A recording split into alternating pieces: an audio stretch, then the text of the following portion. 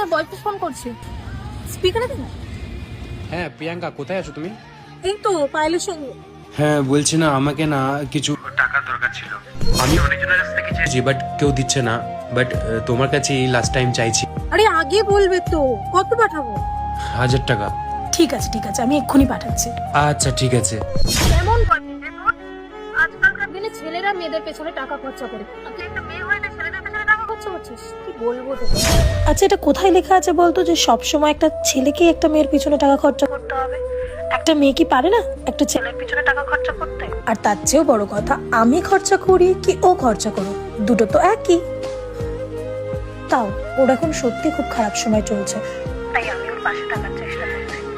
আর ওর খারাপ সময় আমি পাশে থাকবো না তো কে থাকবে? নে ফোনটা দে এবার। আরে তুমি কলে ছিলে এতক্ষণ? হ্যাঁ আমি ফোনেই ছিলাম। আর হ্যাঁ, ভালোবাসার মানুষ যদি পাশে থাকে না, তাহলে কোনো খারাপ সময়ও বেশি দিন থাকে না।